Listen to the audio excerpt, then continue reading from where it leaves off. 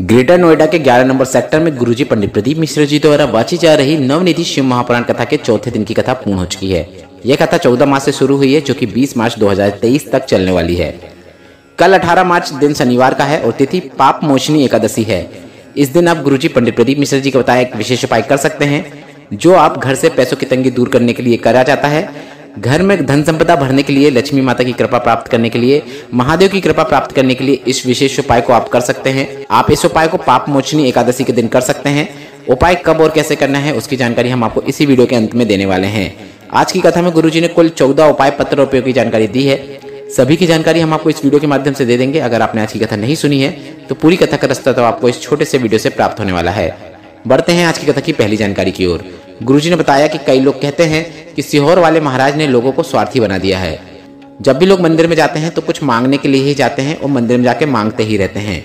तो इस पर गुरुजी ने कहा कि मांगने भी जा रहे हैं तो किसी अन्य के द्वार में थोड़ी ना जा रहे हैं, वे महादेव के द्वार में जा रहे हैं। और अपने घर के बड़े महादेव के पास जाकर अगर वे कुछ मांग भी रहे हैं तो क्या गलत है? कुछ भी गलत नहीं है। बढ़ते हैं आज की कथा की दूसरी जानकारी की ओर। पूजा राणा जी पत्र लेकर आई, जिसमें उन्होंने लिखा, मेरा बेटा बहुत बीमार रहने लगा था, वह स्कूल में नहीं जा पाता था। डॉक्टर को दिखाया था, डॉक्टर ने इन्फेक्शन बताया। 4 से 5 महीने निकल गए और वह दिनों दिन बीमार रहने लगा। इसके बाद डॉक्टरों ने चेकअप करके बताया कि उसके पेट में टीबी की 9 mm की गांठ हो गई है और चेकअप पे चेकअप शुरू हो गए। आराम ही नहीं लग रहा था। हम दवाई लेकर घर आ गए और अगले ही दिन सोमवार था तो हमने पशुपतिनाथ व्रत करना शुरू किया। पहले पशुपतिनाथ व्रत में हमने शिवलिंग पर जल चढ़ाकर वह जल का आचमन हमारे बेटे को कराया और बेलपत्र उसके जेब में रख दी। और दूसरे सोमवार को जब हमने जांच कराई तो बाबा ने हाथ पकड़ लिया था। उसकी गांठ भी गल गई थी और उसे टीबी की बीमारी भी नहीं थी। वो बच्चा पूरी तरीके से ठीक हो चुका है। उसी का आभार व्यक्त करने में कथा पंडाल में आई हूँ। बढ़ते हैं आज की कथा की तीसरी जानकारी की ओर। सचिन का लड़का हमारे यहाँ रेंट पर रहता था। गुरुजी 2022 में हमारा लड़का बीमार हो गया। उसके लीवर में इन्फेक्शन हो गया और इन्फेक्शन इतना अधिक था कि डॉक्टर ने कहा कि लीवर को चेंज करना पड़ेगा। इसके बाद गुरुजी आपने एक उपाय बताया था जिसमें कच्चे सूत का उपयोग करना रहता है, वह हमने करना शुरू किया। और बाबा की कृपा का क्या वर्णन करूं। जब मेरे बेटे ने दूसरी बार जांच कराई तो उसका इन्फेक्शन भी ठीक हो गया था और उसका लीवर भी अच्छा हो गया था, जिसको बदलने की जरूरत नहीं थी। उसी का आभार व्यक्त करने में कथा पंडाल में आई हूँ। बढ़ते हैं आज की कथा की चौथी जानकारी की ओर। गुरुजी ने बताया, श्री शिवाय नमस्तुभ्यम बोलने से क्या होता है। शिव महापुराण की विद्येश्वर संहिता में लिखा है, श्री शिवाय नमस्तुभ्यम मंत्र का जाप करने से हजारों पाप भस्म हो जाते हैं। और श्री शिवाय नमस्तुभ्यम मंत्र का जाप करने वाले का अगर आप मुख का दर्शन कर लेते हैं तो आपको अश्वमेघ यज्ञ का फल प्राप्त हो जाता है। इसके बाद गुरुजी ने कहा, जरूरी नहीं है कि आपको श्री शिवाय नमस्तुभ्यम मंत्र का ही जाप करना है। आप चाहो तो आपको जो मर्जी में आए, आप चाहो तो नमः शिवाय भी बोल सकते हो या फिर ओम नमः शिवाय भी बोल सकते हो। बढ़ते हैं आज की कथा की पांचवी जानकारी की ओर। आशा सिंह जी पत्र लेकर आई, जिसमें उन्होंने लिखा, गुरुजी मेरे पति की अचानक तबीयत खराब हो गई। हॉस्पिटल में भर्ती कराने के बाद हमें पता चला कि उनके लीवर में फोड़े और घाव हो गए हैं। इसके बाद उनका इलाज करना शुरू किया और अचानक उनको कुछ दिनों बाद अटैक आ गया। डॉक्टर ने कहा अब कुछ भी नहीं कह सकते, वे भगवान के भरोसे हैं, क्योंकि लीवर में पहले से इन्फेक्शन था और अब उन्हें अटैक भी आ गया है। इसके बाद मैं दौड़कर शिवालय गई और शिवालय पे 1 लोटा जल चढ़ाया और वहां पर जल चढ़ा के थोड़ा सा जल को प्राप्त करके ले आई और उनके शरीर पे लगा दिया। इसके बाद मैंने ओम नमः शिवाय और श्री शिवाय नमस्तुभ्यम मंत्र का जाप करने लगी।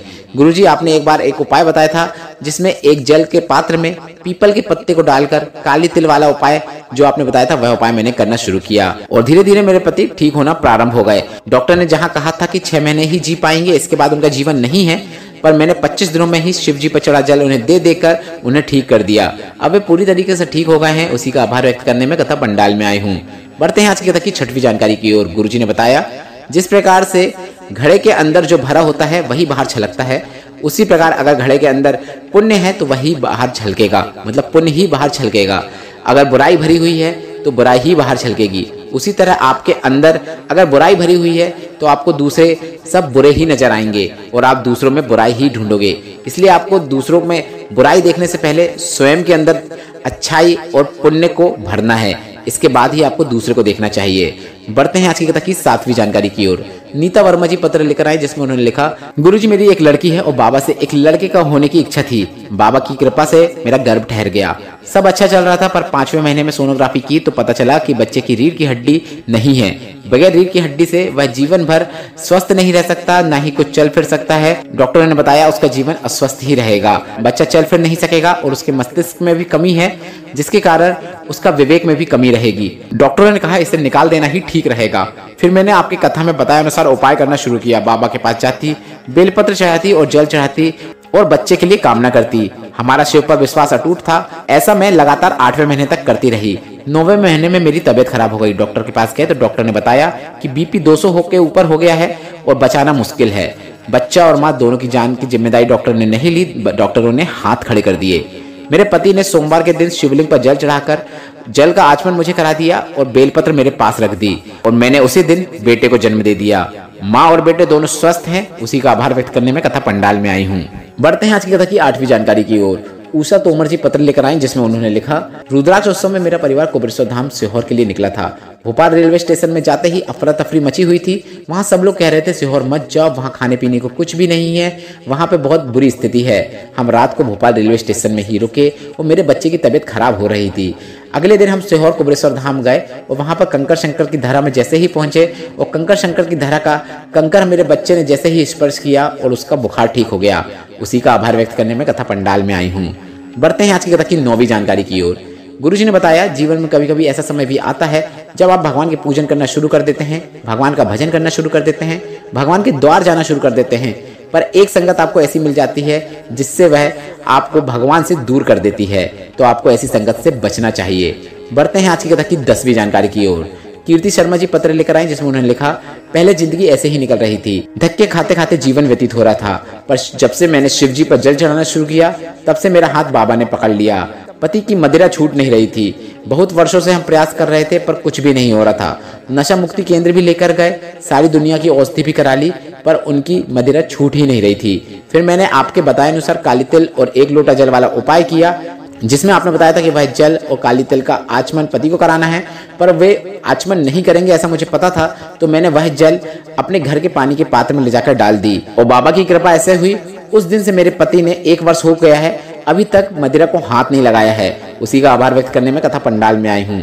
बढ़ते हैं आज की कथा की 11वीं जानकारी की ओर। गुरुजी ने कहा, 3 मित्र आपकी जिंदगी बर्बाद कर देते हैं, ताली, थाली और प्याली। ये आपके जीवन को नर्क में ले जाकर छोड़ देते हैं। जो आपकी व्यर्थ की बातों में भी ताली बजाए, आपकी बातों को बड़ा चढ़ाकर बोले, ऐसे लोगों से आपको दूर रहना है। जो आपको रोज होटल में ले जाकर होटल की थाली में खाना खाने को कहे, ऐसे दोस्तों से भी आपको दूर रहना है। जो दोस्त जरा सी बात हुई कि नहीं, आपको खुशी हो या गम, कभी भी हाथ में प्याली पकड़ा दे, ऐसे दोस्तों से भी आपको दूर रहना है, क्योंकि इस प्रकार के दोस्त आपका जीवन बर्बाद कर देते हैं। बढ़ते हैं आज की कथा की 12वीं जानकारी की ओर। गुरुजी ने बताया, 3 को कभी भी आपको अपनी जिंदगी में नहीं भूलना है। अब वे 3 लोग कौन हैं, उसको भी आप ध्यान से सुन लीजिए।